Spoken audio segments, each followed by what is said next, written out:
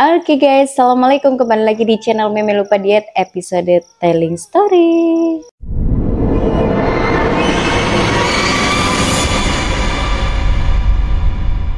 Nah, Telling Story kali ini aku terima kasih banyak buat kalian yang sudah subscribe, sudah like, dan juga sudah nontonin dan mampir ke channel YouTube aku.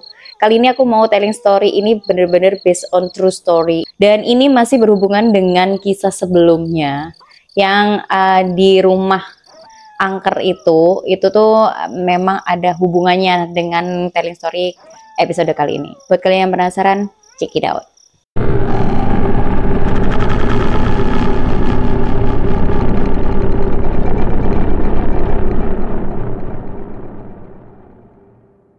Nah, ini Dinda punya adik namanya si Nina yang sudah aku sebutkan di episode sebelumnya. Jadi ini berdasarkan kisah dari si Nina tersebut itu lahir guys. Si Dinda dan si Nina ini memang jaraknya juga nggak terlalu jauh ya. Jadi sekitar 3-4 tahunan lah jarak antara umurnya Dinda dan juga si Nina adiknya ini. Si Dinda ini waktu mamanya mau melahirkan si Nina, si Dinda diajaklah oleh bapaknya atau ayahnya ini untuk nemenin mamanya di rumah sakit. Karena Dinda masih kecil, jadi bapaknya tuh minta tolong sepupunya untuk nemenin si Dinda di rumah sakit ketika mereka lagi nungguin mamanya mau lahiran adiknya si Nina ini tadi. Sepupunya ini seorang perempuan, aku kasih nama si Dewi. Nah, si Dewi ini waktu nungguin Dinda di rumah sakit waktu mamanya mau lahiran si Nina, si Dewi ini memang rada seperti agak gak enak gitu ya perasaannya ketika nemenin. Kan dia nemenin tuh sekitar 2-3 harian waktu mamanya mau melahirkan itu tadi. Nah, hari pertama itu it's okay aja, tapi hari keduanya tuh dia sudah mulai rada gelisah. Kok kayak gini ya rumah sakitnya, kok kayak gini ya gitu. Jadi kayak ada perasaan yang kurang mengenakan lah dari si Dewi ini tadi. Waktu si Nina mendekati jam-jam proses kelahiran ibunya Dinda ini tadi, si Dewi ini melihat satu sosok di rumah sakit itu, di dalam rumah sakit itu. Sosoknya itu adalah seperti perawat atau suster. Nah, susternya ini itu kata si Dewi nih ya, itu dia berwujud manusia tetapi atasnya itu tidak ada guys. Jadi kepalanya tuh nggak ada. Jadi susternya tuh pakai baju suster, tapi dia tuh nggak ada kepalanya gitu loh. Nah, saking si Dewi ini juga sebenarnya bukan anak yang dewasa banget, tapi dia juga bukan anak-anak banget.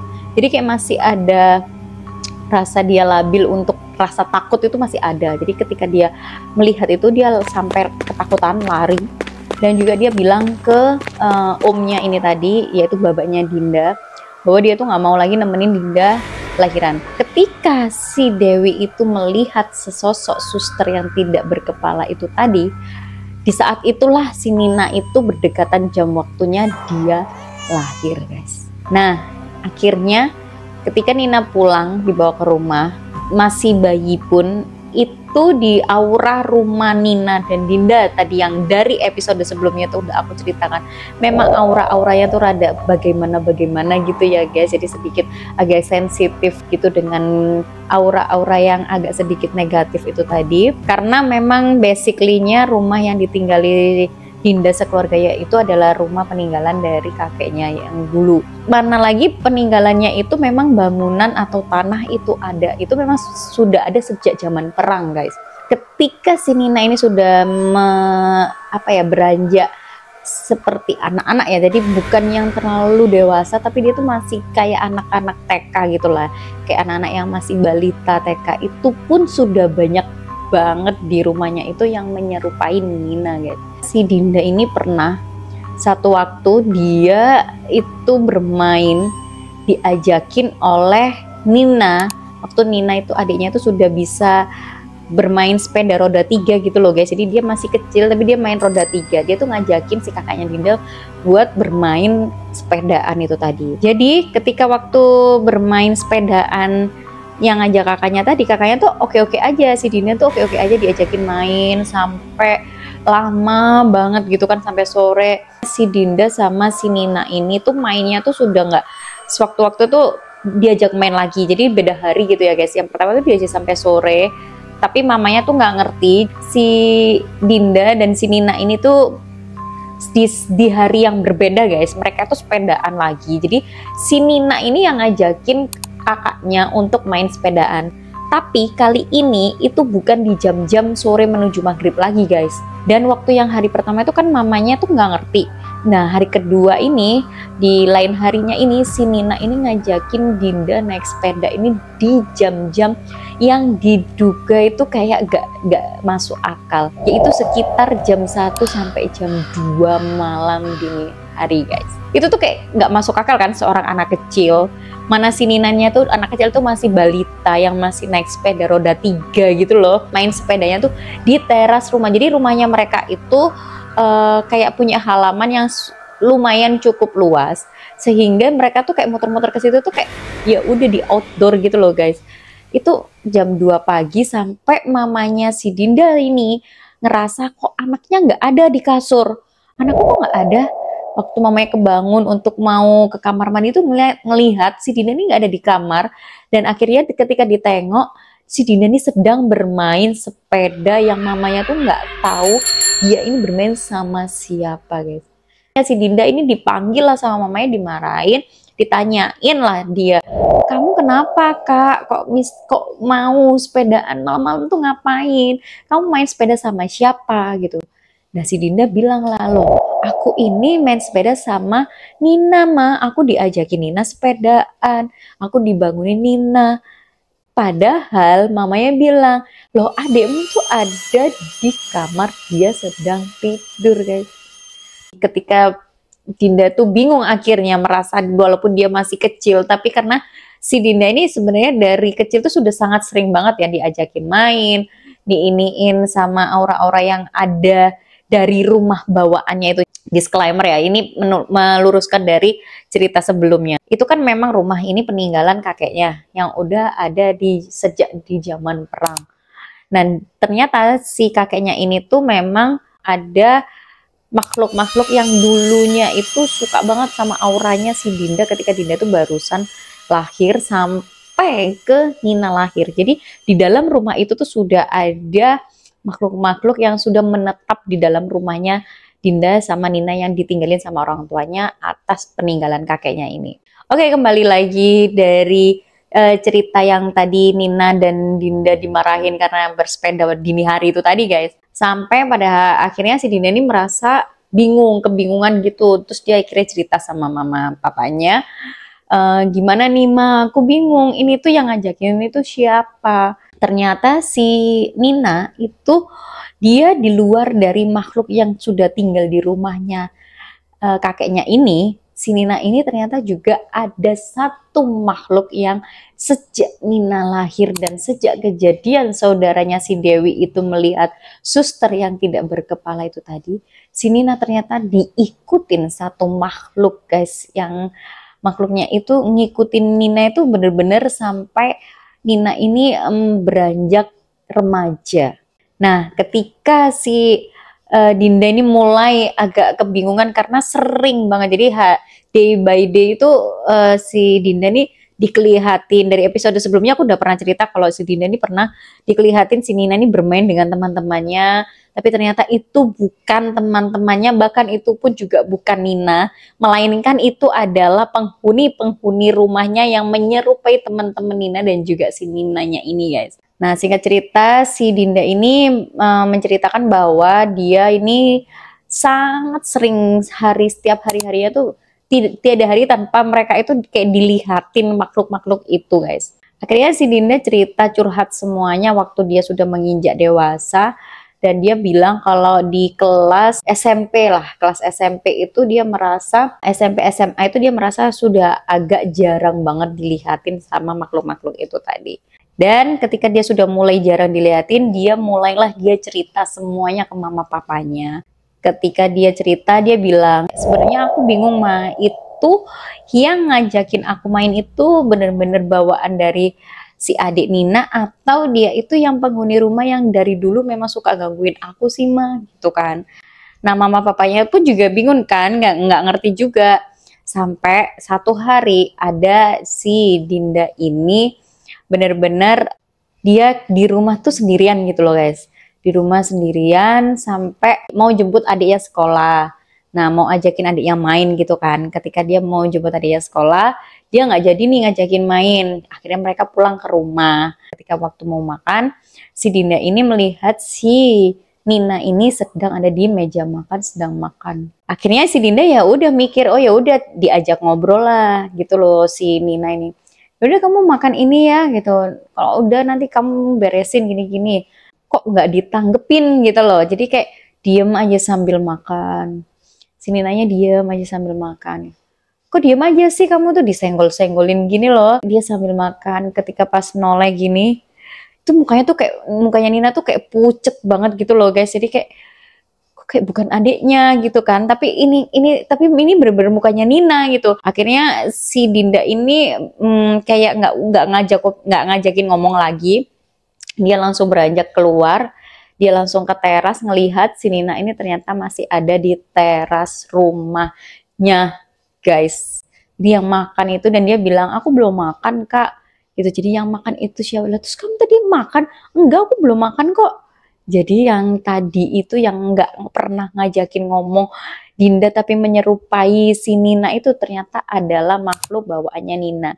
Dan Dinda tahu itu makhluk bawaannya Nina adalah ketika dia curhat dengan orang tuanya dan orang tuanya nggak bisa ngasih jawaban, akhirnya orang tuanya manggil lah Ki Joko lagi yang dari episode sebelumnya aku ceritain itu. Jadi Ki Joko ini kayak langganan keluarganya gitu loh guys, kayak orang pinter langganan keluarganya gitu. Tapi Ki Joko ini memang menjelaskan bahwa ternyata makhluk-makhluk ini itu sukanya menampakkan diri, terus mereka suka ngajak bermain, mereka suka menyerupai yang ada di sekitar rumah itu, mau adiknya, mau itu teman-teman adiknya. Itu karena mereka ini tinggal di rumah itu dan ada satu makhluk yang kata si Ki Joko ini, dia itu ngikutin si Nina guys. Jadi di sana tuh ada dua kubu makhluk gitu loh guys.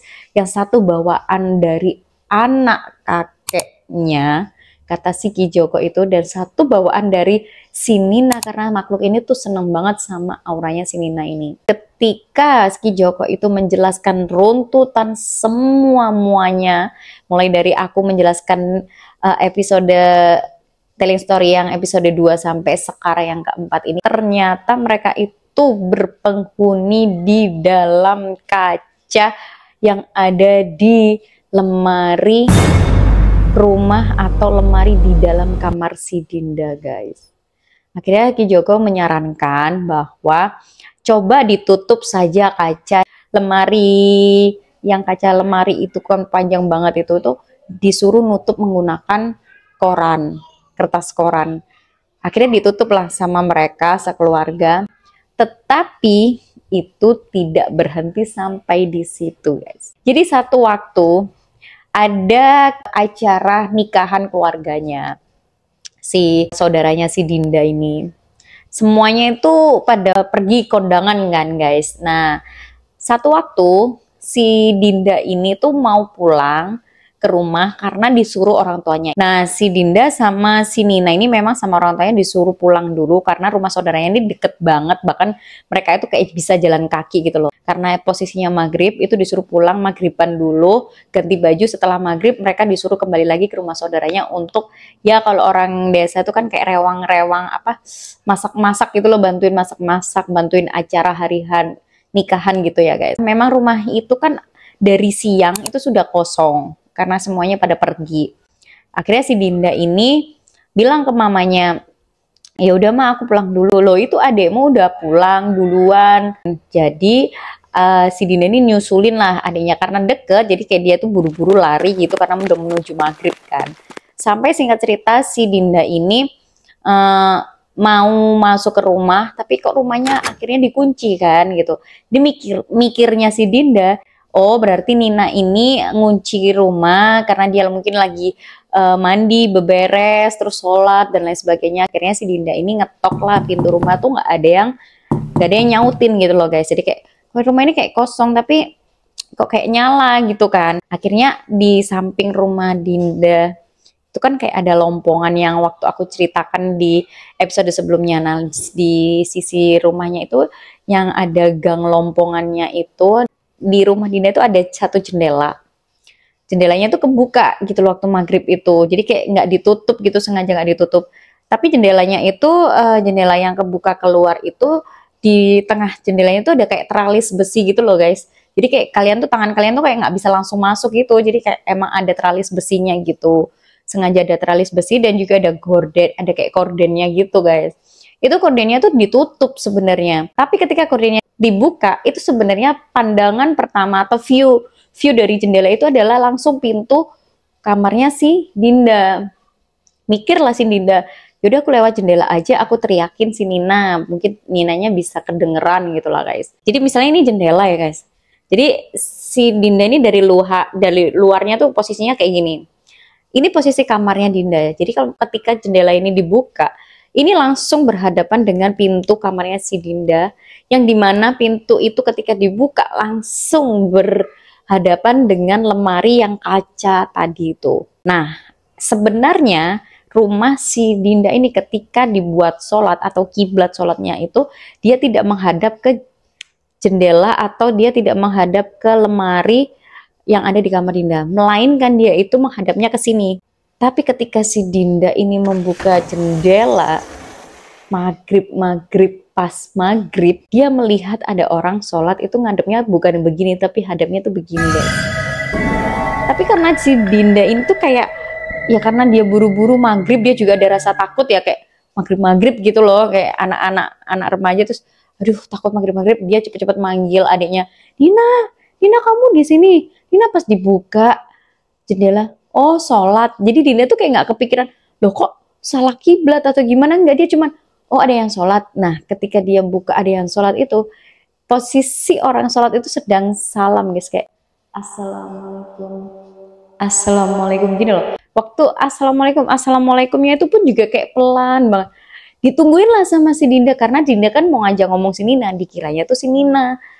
Waktu itu ketika diginikan, oh Nina masih sholat, ditutup lagi gordennya. Ketika ditunggu berapa detik, karena kan mungkin tinggal salam aja kan, akhirnya si Dinda ini buka lagi jendelanya, kan dibuka lagi tuh mau ngomong sama si Nina.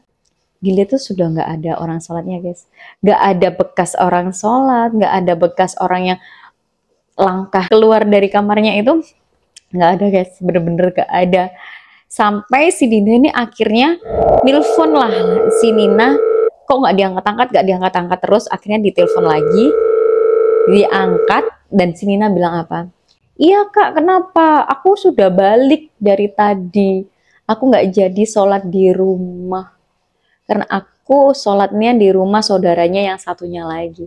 Di situ Dinda tuh langsung gemeteran, dia nggak mau masuk rumah. Dia langsung lari cabut balik ke rumah saudaranya yang nikahan itu tadi guys. Nah sampai pada akhirnya ketika mereka remaja itu sudah mulai, walaupun sudah mulai jarang banget dilihat, tapi itu adalah hal yang menurut Dinda itu paling menyeramkan di hidupnya. Sampai pada akhirnya keluarganya memutuskan untuk menutup semua yang berhubungan dengan cermin yang ada di rumahnya. Mau itu cermin kamar mandi ukurannya kecil, apa itu ditutup semua serumah itu dengan kayak kertas koran gitu guys.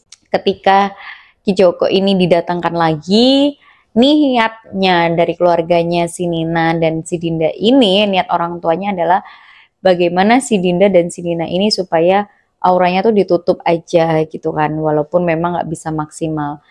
Tapi Ki Jokonya bilang insya Allah ini sudah nggak diganggu-ganggu lagi, tapi kalau untuk ditutup 100% itu tidak mungkin. Apalagi si Nina, karena si Nina itu juga ada satu pengikutnya Nina itu yang susah banget untuk diusirnya guys. Cuman karena si Ninanya itu sampai sekarang it's okay wae, maksudnya anaknya ya udah, selagi dia nggak selalu dilihatin lagi selama dewasa, mereka udah mulai terbiasa dengan kehidupan yang seperti itu guys. Dan memang si penunggu-penunggu ini itu, kata si Joko, itu memang ada dua golongan. Kalau penunggu yang mengikuti si Nina, yang dari si Nina lahir itu tadi, dia memang sering menampakkan, sering ngajak main si Dinda, sering ya melihatkan diri gitu, tapi sebenarnya mereka tidak pernah ngajak komunikasi. Sehingga yang ngajak komunikasi, yang menyerupai anak kecil itu yang banyak banget wujudnya,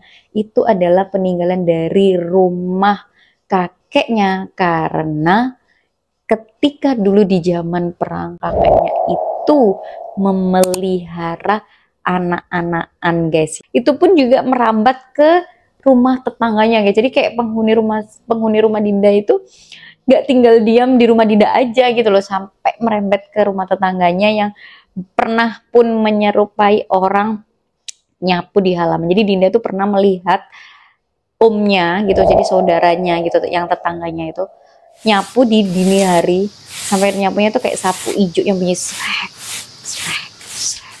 Ketika dilihat dari jendela itu benar-benar menyerupai omnya yang tanpa ada kekurangan apapun.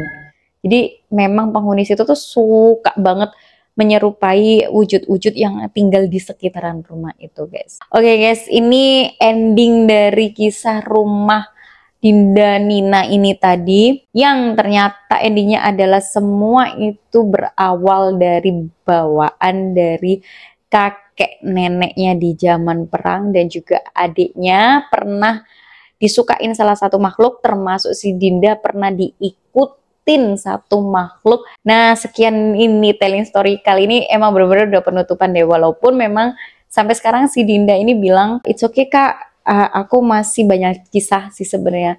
Cuman aku closing sampai sini aja guys, karena memang kisahnya itu memang sebatas kisah yang ya sudah pernah dia alami sebelumnya, tapi terulang lagi, terulang lagi. Pesan dari aku adalah kita ini nggak ngerti ya, kadang tuh aura-aura orang yang kayak gitu tuh aku juga nggak paham gimana ceritanya bisa nyampe dan ditempelin orang kayak gitu tuh, ditempelin makhluk kayak gitu, aku nggak ngerti. Cuman kita harus positive thinking aja, dan sebisa mungkin menghindari hal-hal yang memungkinkan untuk membuat makhluk-makhluk itu tertarik dengan kita guys, dengan cara setiap kita lewat tempat yang sekiranya sepi, kita ucapkan salam, assalamualaikum, kita berdoa, kita berzikir, kita minta pertolongan sama Allah supaya kita tuh benar-benar dijauhkan dari godaan setan. Udah sekian dari aku telling story-nya. Ini aku cerita sambil merinding disco. Oke guys, see you next video. Dan apabila kalian punya cerita yang menarik, kalian bisa DM dan juga kirim ke email aku yang aku taruh di deskripsi box. Oke, see you next video. Bye bye. Assalamualaikum.